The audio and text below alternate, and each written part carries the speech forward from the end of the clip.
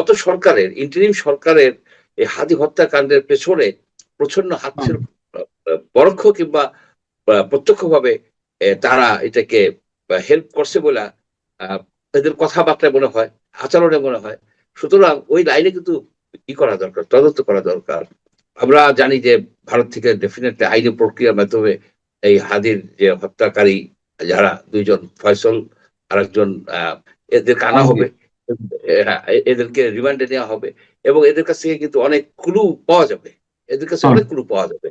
এই জন্যই আমার কাছে মনে হচ্ছে যে কেমন যেন ধরা পড়ার পরে রিয়াকশনটা একটু খাপ ছাড়া মনে হচ্ছে আমার কাছে।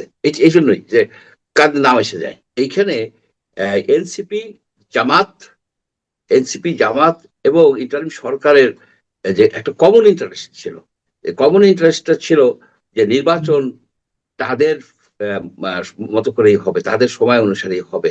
আমাদের সঙ্গে অতিথি হিসেবে যুক্ত রয়েছেন বাংলাদেশ নদী কমিশনের সাবেক চেয়ারম্যান, রাজনৈতিক বিশ্লেষক মঞ্জুর আহমেদ চৌধুরী। ডক্টর মঞ্জুর আহমেদ চৌধুরী, আপনাকে স্বাগত জানাচ্ছি আমাদের অনুষ্ঠানে। আমরা কথা বলতে চাই শরীফ ওসমান হাদি, ইনকিলাব মঞ্চের সাবেক আহ্বায়ক, তাকে যে হত্যা করা হয়েছিল, হত্যার দুই মূল আসামি তারা ভারতে গ্রেপ্তার হয়েছেন 2 দিন আগে। কিন্তু যে বিষয়টি আমরা লক্ষ্য করছি যে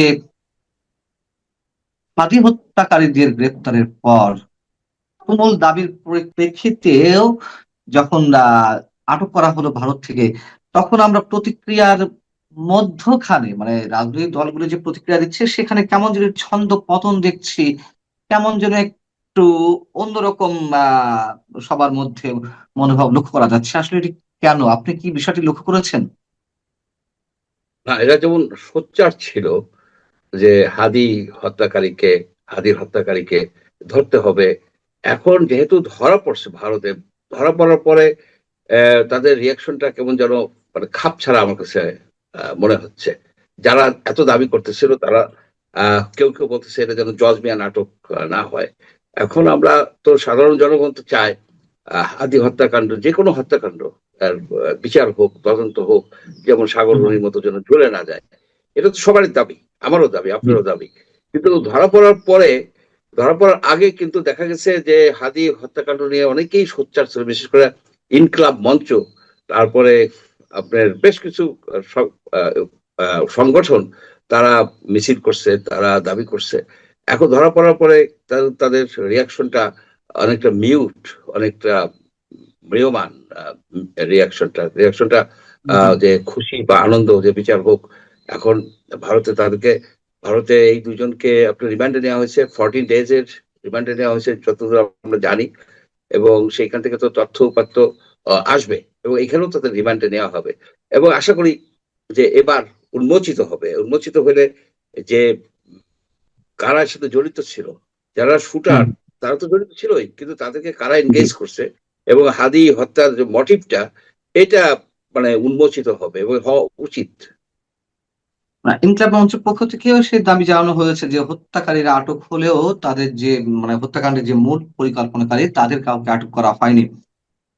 আমরা নির্বাচনের আগে যখন হাদি হত্যাকাণ্ডের ঘটনাটি ঘটলো, বিভিন্ন রাজনৈতিক দলের পক্ষ থেকে এমন দাবিটি করা হচ্ছিল, বিশেষ করে বিএনপি বা ছাত্র দলের পক্ষ থেকে এমন কথা বলা হচ্ছিল যে নির্বাচন বানচালের জন্যই ওসমান হাদি হত্যাকাণ্ডের ঘটনা ঘটানো হয়েছে। আবার এনসিপির পক্ষ থেকে কিংবা শিবিরের পক্ষ থেকে আমরা দেখলাম যে এক পর্যায়ে বিএনপির স্থায়ী কমিটির সদস্য মির্জা আব্বাসকেও অভিযোগ করা হয়েছিল, তার দিকে অভিযোগের তীর ছুড়ে ফেলা হয়েছিল, সম্ভবত মির্জা আব্বাস এই ঘটনা ঘটিয়েছেন। আসলে বিষয়গুলো কি মনে হয় আপনার এতদিন পরে এসে? দুদিন পরে এসে যে জিনিসটা মনে হচ্ছে যে হাদি হত্যাকাণ্ড একটা রাজনৈতিক উদ্দেশ্য ছিল। সেই উদ্দেশ্যটা আমার কাছে প্রতীয়মান হয়।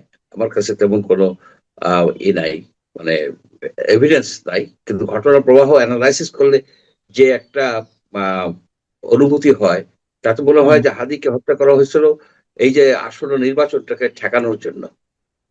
এটাই ছিল, অন্য কোনো কারণ নাই, যে অন্য কোনো কারণ আমি দেখি না।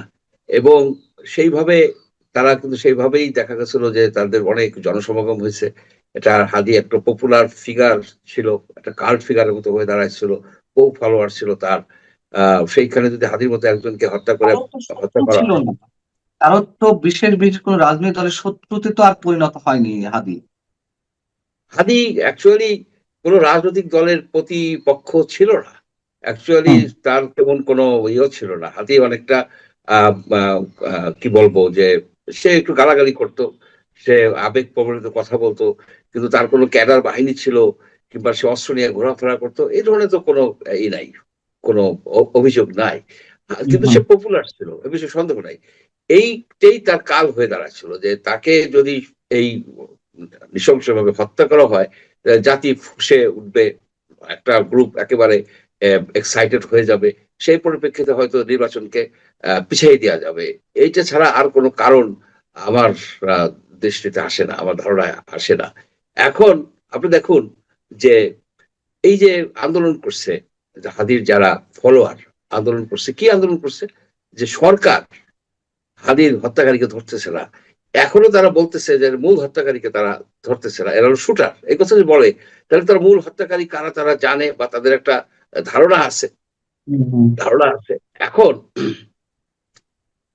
এই যে সরকারের উপরে, সরকার অর্থাৎ এই বর্তমানে আমাদের যে এই বিএনপি সরকার না, এই 20 দিনের সরকার না, ইন্টারিম সরকারের উপর কিন্তু হুম তারা হুম অনেক চাপ সৃষ্টি করতো যে আপনারা বের করেন। এবং ইন্টারিম সরকার হাদি হত্যাকাণ্ডের বিষয়ে যে ধরনের একটা অ্যাটিচিউড নিয়েছিল, সেই অ্যাটিচিউড আমরা দেখছি যে এই শেখ হাসিনা সরকার সাগররণী হত্যাকাণ্ডে বা এই ধরনের হত্যাকাণ্ডে তারা কিন্তু সেই ধরনের একটা রোল, মানে ডিলি ডালি করা, ওকে আমরা এটা করতেছি, তাহাদির ভাইকে চাকরি দেওয়া হলো, টাকা দেওয়া হলো, প্যাসিফাই করার চেষ্টা করা হলো, অনেক কিছু করা হলো, কিন্তু হত্যাকারীকে ধরা হলো না। বা হুম এবং এরা যে ভারতে গেছে, ভারতে গেলই বা কেমনে, তারা যদি খুব কড়াকড়ি করতো, এবং তো ছবি হুম ছিল হুম হুম তাদের, পালাই গেল কেমনে। অর্থাৎ গত সরকারের, ইন্টারিম সরকারের এই হাদি হত্যাকাণ্ডের পেছনে প্রচন্ড হাত হুম ছিল, পরোক্ষ কিংবা প্রত্যক্ষভাবে তারা এটাকে হেল্প করছে বলে আহ, এদের কথাবার্তায় মনে হয়, আচরণে মনে হয়। সুতরাং ওই লাইনে কিন্তু ই করা দরকার, তদন্ত করা দরকার। আমরা জানি যে ভারত থেকে ডেফিনেটলি আইনি প্রক্রিয়ার মাধ্যমে এই হাদির যে হত্যাকারী যারা দুইজন, ফয়সল আর একজন, এদেরকে আনা হবে, আলমগীর। এদেরকে রিমান্ডে নেওয়া হবে, এবং এদের কাছ থেকে কিন্তু অনেক ক্লু পাওয়া যাবে, এদের কাছে হুম অনেক ক্লু পাওয়া যাবে। এই জন্যই আমার কাছে মনে হচ্ছে যে কেমন যেন ধরা পড়ার পরে রিয়াকশনটা একটু খাপ ছাড়া মনে হচ্ছে আমার কাছে। এই জন্যই যে কাদের নাম এসে যায়। সেই সেই তাহলে ইউনূস সরকারের স্বার্থ এর সঙ্গে বেশি জড়িয়ে ছিল নির্বাচন পিছানোর বিষয়ে, নাকি ইউনূস সরকারের ভর কেন্দ্র হিসেবে যারা কাজ করেছে জামাত এনসিপি তাদের ইন্টারেস্ট বেশি ছিল, এবং সেই ইন্টারেস্টের জায়গা থেকে হাদি হত্যাকাণ্ডের ঘটনা হতে পারে, মানে এমনটাই মনে করছেন আপনি? তার আগে আমি তাই ইন্টারেস্ট মনে করছি। কাদের ছিল আপনার কাছে মনে হয়? আপনার একটা জিনিস করতে হবে যে এইখানে এইখানে এনসিপি, জামাত, জামাত এবং ইন্টারিম সরকারের যে একটা কমন ইন্টারেস্ট ছিল, কমন ইন্টারেস্টটা ছিল যে নির্বাচন তাদের মতো করেই হবে, তাদের সময় অনুসারেই হবে। আপনি দেখেন নির্বাচন কিন্তু পিছনের কথা বলছে, এনসিপি কিন্তু লাস্ট মোমেন্টও বলছে যে পরিস্থিতি নাই, জামাতও বলছে যে আমরা হয়তো নির্বাচন নাও যেতে পারি, এই ধরনের কথা কিন্তু আসছে। আর হুম এই যে ইন্টারিম গভর্নমেন্টের যে কথাগুলি আসলো আপনার সাখাওয়াত হোসেন সাহেবের কাছ থেকে, অন্যদের কাছ থেকে আসলো, যে তারা যে নির্বাচন পিছাতে চাচ্ছে, এখন পিছাতে হইলে তো আপনার একটা ক্লু লাগবে, একটা কস্ট লাগবে, হুম হুম একটা কজ লাগবে। তো সেই কজটা ছিল এই এই ধরনের কজের তারা দেখছে, এবং তারা যে মব গুলি করছে, এই যে সিরিয়ালি মব গুলি করছে, মবকে আপনার দেওয়া হয়েছে প্রত্যক্ষ ভাবে, তাদেরকে সহায়তা করা হয়েছে, তাদেরকে ইম্পিউনিটি দেওয়া হয়েছে, এই মবদের, মববাজদের কেন হুম দেওয়া হয়েছে, যাতে একটা পরিস্থিতি থাকে যেখানে মানুষ সন্ত্রস্ত থাকে, যেখানে নির্বাচনটা যেন পিছানো যায়। এইখানে দেখেন এখন কিন্তু মব কমে আসতেছে, কিন্তু এই যে আপনার যে করলো, প্রথম আলো, ডেইলি স্টার পুড়িয়ে দিল, প্রথম আলো ডেইলি স্টার পুড়াই দিল। এটা তো প্ল্যান করা, এবং এই বলতে এটা আমার একেবারেই দ্বিধা নাই যে এটার পেছনে Yunus government, entire Yunus government মানে ইউনুসের মন্ত্রিসভা, হুম হুম অ্যাডভাইজাররা, তারা সবাই জড়িত ছিল। তাদেরকে চার্জ করা দরকার যে দুইটা পত্রিকাকে পুড়িয়ে ভবিষ্যৎ করে দেওয়া হলো, বশীভূত করা হলো, এবং 26 জন সাংবাদিক সেখানে মারা পড়ে যেতে পারতেন। নুরুল কবির সাহেব যে তাদেরকে উদ্ধার করে নিয়ে আসছেন, এই এটা তো ডাইরেক্টলি ইউনুস গভর্নমেন্ট জড়িত। কারণ 300-400 লোক ছিল, আপনি যদি সেখানে ভিডিও দেখেন, এই 300-400 লোককে সরানো যেত না, কিন্তু তারা যায়নি। এই যে আপনার যে নাম কি, শফিক, এই যে শফিক ছিল, সে বললো কি আমি কার কাছে না ফোন করছি, আমি কার কাছে, সারা রাত্রি আমি জেগে রয়েছি। এই ধরনের ভণ্ডামি তো বললে হবে না, এসব কথা বললে হবে না। আপনি কি আইজিপি কে বলছেন? আপনি ইউনুস সাহেবকে যদি আইজিপি কে অর্ডার দিত যে তোমরা পুলিশ নিয়ে যাও, তুমি পুলিশ নিয়ে যাও, বা ওয়াকরুজ্জামান সাহেবকে সে বলতো যে আপনারা সেনাবাহিনী নিয়ে এই দুটো পত্রিকা রক্ষা করেন, এই পত্রিকাটা তো 2 মিনিটে পড়ে যায় নাই, বহুক্ষণ ধরে পড়ছে, বহুক্ষণ। সুতরাং এই যে মব করছে, এই যে হাদি হত্যা, এগুলি সবই একই যোগসূত্রে বাঁধা। এই যোগসূত্রটা হচ্ছে আপনার এই নির্বাচনকে পিছিয়ে দেয়া কিংবা নির্বাচনকে বানচাল করে দেয়া। সেই জন্য আপনি দেখেন একটা নির্বাচন হয়ে গেছে, এই নির্বাচনটাকে আপনার প্রশ্নবিদ্ধ করে ফেলার জন্য এই যে রিজওয়ানা সেদিনকে যে কথাগুলি বললো, দুটাও জিনিস হতে পারে, প্রশ্নবিদ্ধ করা, আর একটা হচ্ছে যে বিএনপি কে একটু সন্তুষ্ট করা, দেখো আমি ঠেকাইছি জামাতের বিজয়টা, নাহলে তোমরা আসতে পারতো না, আমাকে অ্যাডভাইজার করো, অসুবিধাটা কি। এরা যে কাজটা করছে, যে কেয়ারটেকার সিস্টেমটা এত কষ্ট করে রিইনস্টেট করা হয়েছে, সেটাকে আপনার এই করে ফেললো, কন্ট্রোভার্সিয়াল করে ফেললো, কলুষিত করে ফেললো। একজন নির্দলীয় সরকারের যে যারা ইলেকশন হয়েছে, সেই ইলেকশনে যে জিতছে, সেই সরকারে যে যখন জয়েন করে, তখন তো আপনি নানাবিধ প্রশ্ন ওঠে। এটা বিএনপির জন্য একটা হিল, এবং তার এটা নেওয়া উচিত হয় নাই এই খলিল সাহেবকে, এবং যে অ্যাটর্নি জেনারেল যে ছিলেন তারও ওই আইনমন্ত্রী বানানো উচিত হয় নাই। নির্দলীয় সরকারের কেউ তো এই রাজনৈতিক সরকারে আসতে পারে না। আমাদের 4টে হয়েছে এ পর্যন্ত, 4টে নির্দলীয় সরকার আন্ডার ইলেকশন হয়েছে, এটা বাদে 13তমটা বাদে, কোনোটাই কিন্তু এরকম হয় নাই। এখানে হলো এরকম দুর্নীতির কথাও আসে নাই কিন্তু আগের গলিতে, এখানে যেমন ভাবে একেবারে এসে গেছে। আপনার কাছে মনে হয়, আমি হাদি হত্যা প্রসঙ্গে একটু আসতে চাই যে বিশেষ কোন রাজনৈতিক দল নাকি একাধিক কোন রাজনৈতিক দল ফেঁসে যেতে পারে হাদি হত্যাকাণ্ডের ঘটনায়, আপনার কি আমি মনে মনে হয়? করবো যে একাধিক একাধিক, কারণ আপনি যদি দেখেন যে কমন ইন্টারেস্ট কাদের কাদের আছে, না আমার উল্লেখ করতে চাই না, কমন ইন্টারেস্ট কি, ইন্টারিম গভর্নমেন্টের ইন্টারেস্ট, জামাতের ইন্টারেস্ট, নামে উল্লেখ করি এনসিপির ইন্টারেস্ট, এদের সাথে যারা মৌলবাদী শক্তি, আমরা যাদেরকে মৌলবাদী বলি, এদের সাথে তাদের কিন্তু একই ইন্টারেস্ট ছিল, যে নির্বাচনটাকে তারা কিন্তু পিছাইতে চাইছিল, কিন্তু চাপে পিছাইতে পারে নাই। আপনাদের মতো সিভিল সোসাইটি অ্যাক্টিভিস্ট যারা তুলে ধরছেন, চাপের ফলে কিন্তু এই নির্বাচনটা হয়েছে। এবং বিএনপি তো চাপ সৃষ্টি করছে, তারা বেশ কৌশলও করছে, তাদেরকে কঠিন কঠিন পরীক্ষা নিরীক্ষার মাধ্যমে এই নির্বাচনটা আদায় করতে হচ্ছে।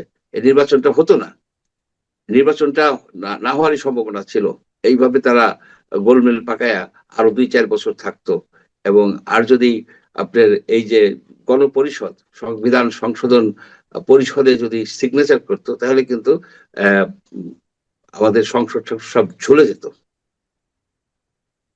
আহ আপনার কাছে আরেকটা বিষয় একটু প্রশ্ন রাখতে চাই, সেটা হচ্ছে যে রাজনৈতিক মামলা যেগুলো হয়রানিমূলক ভাবে দায়ের করা হয়েছিল বিভিন্ন সময়, সেগুলো প্রত্যাহারের একটি সিদ্ধান্ত নেওয়া হয়েছে, এবং এর মধ্যে কিছু সুপারিশও করা হয়েছে কয়েক হাজার মামলার বিষয়ে।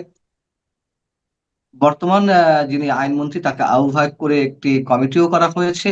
এখন স্পেসিফিক্যালি কিন্তু কিছু বলা হয়নি। এর আগে সাংবাদিকদের সঙ্গে মুখোমুখি হয়ে স্বরাষ্ট্রমন্ত্রী বলেছিলেন যে আওয়ামী লীগ সরকারের 15.5 বছরে যেসব হয়রানিমূলক দায়ের করা হয়েছে তৎকালীন বিরোধী দলীয় নেতাকর্মীদের নামে, সেগুলো প্রত্যাহারের ধাপে ধাপে একটি প্রক্রিয়া চলছে। কিন্তু নতুন করে যে কমিটিটি গঠন হলো, সেটি আসলে সময়টি উল্লেখ করা হয়নি। ডক্টর ইউনূস সরকারের সময় যে একটি বিশেষ সুবিধাভোগী গোষ্ঠী মানুষজনদেরকে নানান ধরনের হয়রানি করেছে, মামলা বাণিজ্য করেছে, তাদেরকে মামলায় জড়িয়ে, সে কথাও আবার স্বরাষ্ট্রমন্ত্রী বলেছেন এর আগে।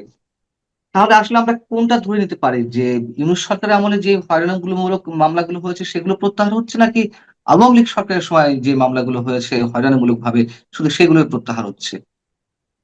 আমার মনে হয় দুইটাই হবে। এবং এইখানে দেখবে যে কেস বাই কেস করবে, কাদের কি হুম হুম করা যায়, কাদেরকে জেলে রাখা দরকার। এটা সব রাজনৈতিক সরকারই করে, বিএনপি এটার ব্যত্যয় ঘটাবে কেন? তবে হুম বললেন না যে স্বরাষ্ট্রমন্ত্রী মহোদয় বলছেন যে মামলা বাণিজ্য যারা করছে, তো মামলা বাণিজ্য করা তো হুম একটা ফৌজদারি অপরাধ। তাদেরকেও তো আইনের আওতায় আনা দরকার আছে। যারা মামলা বাণিজ্য করছে, ব্যাপক মামলা বাণিজ্য করছে, করে টাকা নিচ্ছে, এটা তো হুম হুম। ফৌজদারি অপরাধ, ব্ল্যাকমেইলিং এক ধরনের। তাদের তো তাদেরও তো মামলার মধ্যে ঢুকানো উচিত। অ্যাকচুয়ালি 18 মাসের যে অব্যবস্থাপনা, দুর্নীতি, দুঃশাসন, অপশাসন, এটার খেসারত বিএনপি গভর্নমেন্টকে বহুদিন পর্যন্ত দিতে হবে, বহুদিন পর্যন্ত এই সিস্টেমটাকে। তাছাড়া এর আগেও শেখ হাসিনার আমলের যে অপশাসন ছিল, অনেক কেস করছে, 300-400 কেস করছে। এই কালচার থেকে বেরিয়ে আসা সহজ হবে না, কিন্তু চেষ্টা চালাতে হবে। প্রসিকিউশন টিমের মাধ্যমে যে বিচারিক প্রক্রিয়াগুলো শুরু হয়েছে বা হচ্ছে, সেটি যে এরই মধ্যে যথেষ্ট বিতর্কের সৃষ্টি করেছে তা বলাই বাহুল্য। নতুন করে আমরা যে বিষয়টি জানতে পারলাম যে আওয়ামী লীগের সাবেক এমপি ফজলে করিম চৌধুরীকে জুলাই হত্যাকাণ্ডের মামলা থেকে বাঁচিয়ে দিতে বা খালাস দিতে এই প্রসিকিউশন টিমের অন্যতম আইনজীবী সাইমুম রেজা তালুকদার, এমনকি সাইমুম রেজা তালুকদার ফজলে করিম চৌধুরীর যিনি আইনজীবী রিজওয়ানা ইউসুফ, তাকে ফোন দিয়ে এবং ফজলে করিম চৌধুরীর পরিবার সদস্যদের কাছে ফোন দিয়েও তিনি 1 কোটি টাকা দাবি করেছিলেন। টাকা তারা দেননি। পরবর্তীতে সেই অডিও রেকর্ডটি ফাঁস করা হয়েছে এবং এই বিষয়টি এরই মধ্যে আইনমন্ত্রী নিজে অবগত হয়েছেন। আইন মন্ত্রণালয়ে চিঠি দেওয়া হয়েছে ফজলে করিম চৌধুরীর পরিবারের পক্ষ থেকে এবং প্রসিকিউটর সাইমুম রেজা তালুকদারকে এই মামলা থেকে সরিয়ে দেওয়া হয়েছে। কিন্তু সরিয়ে দেওয়াটাই সবশেষ কাজ কিনা, এই প্রশ্নটি যেমন উঠছে, পাশাপাশি সাইমুম রেজা তালুকদারের সাথে আর কারা ছিলেন, এই সিন্ডিকেটের সদস্য কারা, এবং সাইমুম রেজা তালুকদার যে 1 কোটি টাকা দাবি করেছিলেন সেটি সাবেক চিফ প্রসিকিউটর তাজুল ইসলামের সময়ে। এখন আন্তর্জাতিক যুদ্ধাপরাধ ট্রাইব্যুনালের রাষ্ট্রপক্ষের চিফ প্রসিকিউটর আমিনুল ইসলাম, যাকে কয়েকদিন আগেই নিয়োগ দেওয়া হয়েছে তাজুল ইসলামকে সরিয়ে দেওয়ার মাধ্যমে। ফজলে করিমের পরিবারে একজন সদস্য প্রধান প্রসিকিউটরের কথা বলা হচ্ছে এবং প্রসিকিউটোরিয়াল অসদাচরণ সম্পর্কে সচেতন করতে চেয়েছিলাম। একই সঙ্গে আমরা তাকে অনুরোধ করতে চেয়েছিলাম তিনি যাতে যথাযথ ব্যবস্থা নেন এবং নিশ্চিত করেন তদন্ত ও পরবর্তী কার্যক্রমগুলো কোনো পক্ষপাত ছাড়াই যথাযথ আইনি প্রক্রিয়া অনুসরণ করে এবং সুষ্ঠুভাবে সম্পন্ন হয়। তারা তাজুল ইসলামকে রেকর্ডটি বাজিয়েও শুনিয়েছিলেন। এখন বিষয় হচ্ছে যে এই যে সাইমুম রেজা তালুকদার, তিনি ২৬ বার ফজলে করিম চৌধুরীর পরিবারের সঙ্গে যোগাযোগ করেছেন টাকার জন্য। কখনো কখনো মধ্যস্থতাকারীদের মাধ্যমে, কখনো কখনো তিনি নিজে 14 বার ফোন দিয়েছেন। এবং একই সঙ্গে এই প্রশ্নটিও ওঠা খুব স্বাভাবিক, সাইমুম রেজা তালুকদার তিনি নিজে একা এই টাকাটি, এই 1 কোটি টাকা দাবি করেছিলেন কিনা। তার কারণ পুরো প্রসিকিউশনের দায়িত্ব তো তার হাতে নয়। এবং আপনারা শুনবেন তিনি গণমাধ্যমকে বলছেন যে কাউকে মামলা থেকে খালাস করে দেওয়ার দায়িত্ব তো আমার একার হতে পারে না। প্রথমে তিনি সব কিছু অস্বীকার করেছেন এবং একটা পর্যায়ে তিনি বলছেন যে আমি তো একা কাউকে, কোনো আসামিকে মামলা থেকে খালাস করে দিতে পারি না, এটি প্রসিকিউশন টিমের কাজ এবং মূল দায়িত্বটা চিফ প্রসিকিউটরের।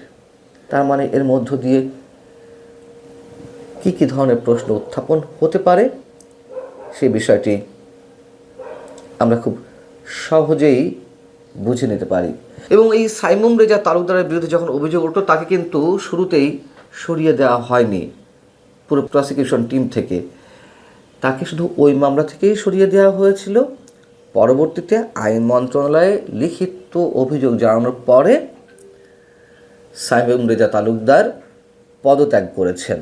এবং 24-এর গণ আন্দোলনে নিহতদের বিষয়ে বা বিভিন্ন হত্যাকাণ্ডের মামলা যেগুলো আন্তর্জাতিক যুদ্ধাপরাধ ট্রাইব্যুনালে পরিচালিত হচ্ছে, তার কোনোটি থেকে আসামিদের খালাস করে দেওয়ার ক্ষেত্রে যেমন একইভাবে কোনো নিরপরাধ ব্যক্তিকে এই ধরনের মামলায় ফাঁসিয়ে দেওয়া সহ কাউকে রাজসাক্ষী করার ক্ষেত্রে যে কোটি কোটি টাকার লেনদেনের অভিযোগ, তা কেবলমাত্র যে আওয়ামী লীগের সাবেক এমপি ফজলে করিমের বিষয়েই উত্থাপিত হয়েছে তা কিন্তু নয়।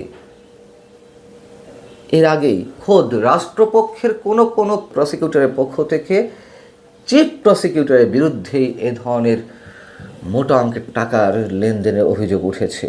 আপনাদের নিশ্চয়ই মনে আছে যে কয়েকদিন আগে বিএনপি সরকার ক্ষমতা আসার পরপরই সাবেক চিফ প্রসিকিউটর অ্যাডভোকেট তাজুল ইসলামকে সরিয়ে দেওয়া হলো। তার পিছনে নিশ্চয়ই একাধিক কারণ রয়েছে। বিএনপি সরকার গঠন করেছে, তাদের পছন্দসই ব্যক্তিকে যেমন এই ট্রাইব্যুনালে আনা হবে চিফ প্রসিকিউটর হিসেবে, এটি যেমন অনেকের কাছেই যৌক্তিক। আবার এই বাস্তবতাও তো রয়েছে অ্যাডভোকেট তাজুল ইসলামের বিরুদ্ধে এরকম অনৈতিক কর্মকাণ্ডের অসংখ্য অভিযোগ রয়েছে। হাইকোর্টের আইনজীবী কাজী মুস্তাফিজুর রহমান আজাদ যখন তাজুল ইসলাম চিফ প্রসিকিউটর ছিলেন ট্রাইব্যুনালের, তখনই তিনি গুরুতর অভিযোগ এনেছিলেন যে সাবেক প্রধানমন্ত্রী শেখ হাসিনার বিরুদ্ধে সাবেক আইজিপি চৌধুরী আবদুল্লাহ আল মামুনকে, এবং চৌধুরী আবদুল্লাহ আল মামুন যেমন এই মামলা থেকে রেহাই পেতে চেয়েছিলেন খানিকটা সহজে, তার বিরুদ্ধে শাস্তি কম হবে রাজসাক্ষী হলে, আবার তাকে যে রাজসাক্ষী করা হয়েছে সেটিও মোটা অঙ্কের টাকা নেওয়া হয়েছিল অ্যাডভোকেট তাজুল ইসলামের নেতৃত্বে যে সিন্ডিকেট ছিল সেই সিন্ডিকেটের পক্ষ থেকে। এবং কাজী মুস্তাফিজুর রহমান আজাদকে সমর্থন করে ফেসবুকে স্ট্যাটাস দিয়েছেন খোদ ট্রাইব্যুনালের অন্যতম প্রসিকিউটর BM সুলতান মাহমুদ। তিনি তার ফেসবুকে যেটি লিখেছিলেন তার ছোট্ট করে আপনাদের সামনে তুলে ধরি, আবারও মনে করিয়ে দিই, যদিও এই বিষয়ে আগে কথা বলেছি। তিনি লিখছিলেন যে শুধু আইজিপি নন, আশুলিয়ায় লাশ পোড়ানোর মামলায় টাকার বিনিময়ে আফজালকেও রাজসাক্ষী করে দায়মুক্তি দেওয়া হয়েছে। 3-4 জনের একটি সিন্ডিকেট শুরু থেকেই এই চক্রে জড়িত। ধানমন্ডির তদন্ত সংস্থায় বসে সাবেক চিফ প্রসিকিউটর তাজুল ইসলাম ও সুপ্রিম কোর্টের আইনজীবী শিশির মনির সিন্ডিকেট সাবেক আইজি মামুনকে রাজসাক্ষীর নাটক বানায়। এবং গত বছর নভেম্বরের শেষ দিকে আশুলিয়ায় লাশ পোড়ানো মামলার আসামি আফজালের বউ কোনো এক সন্ধ্যায় ভারী একটা ব্যাগ নিয়ে প্রসিকিউটর গাজী MH তামিমের রুমে প্রবেশ করেন। বিষয়টি আমরা দেখার পর সঙ্গে সঙ্গে চিফ প্রসিকিউটর অ্যাডভোকেট তাজুল ইসলামকে আমরা জানাই, এই ঘটনায় তিনি কোনো ব্যবস্থা নেননি। আচ্ছা, তিনি কোনো ব্যবস্থা নেননি, আর যদি BM সুলতান মাহমুদ কিংবা অ্যাডভোকেট কাজী মুস্তাফিজুর রহমান আজাদ তারা মিথ্যে যদি কোনো সাক্ষ্য দিয়ে থাকেন, উপস্থাপন করে থাকেন পাবলিকলি, তার বিরুদ্ধেও তো আমরা কোনো ধরনের ব্যবস্থা দেখিনি। অথবা এই যে অ্যাডভোকেট তাজুল ইসলামের বিরুদ্ধে যে গুরুতর অভিযোগগুলো উঠল, সেটির বিষয়েও আমরা রাষ্ট্রপক্ষের মাধ্যমে কোনো ধরনের তদন্ত, উচ্চ পর্যায়ের কোনো তদন্ত আমরা হতে দেখিনি। অতএব আমরা মনে করি আওয়ামী লীগের সাবেক এমপি ফজলে করিমের বিষয়ে যে অভিযোগটি উঠেছে প্রসিকিউটর সাইমুম রেজা তালুকদারের বিষয়ে, অবশ্যই তিনি তো জড়িত এই ধরনের ঘুষ লেনদেনের সঙ্গে, হয়তো তিনিই মধ্যস্থতা করছিলেন, কিন্তু তার সঙ্গে আর কারা ছিলেন, এর পিছনে কারা রয়েছেন। এবং এই যে ট্রাইব্যুনাল, আমরা দ্ব্যর্থহীন কণ্ঠে বলতে চাই, এই ট্রাইব্যুনালে যে মামলাগুলো পরিচালিত হচ্ছে সেটি নিয়ে মানুষের মধ্যে আর বিন্দুমাত্র কোনো আস্থা থাকবে না বিচারের ক্ষেত্রে, যে আসলে এইসব মামলার ক্ষেত্রে কোনো ন্যায় বিচার হচ্ছে, অথবা যে মামলাগুলো উঠেছে সেই মামলার ভ্যালিডিটি আসলে কতখানি। ভালো থাকুন সবাই, আল্লাহ হাফেজ।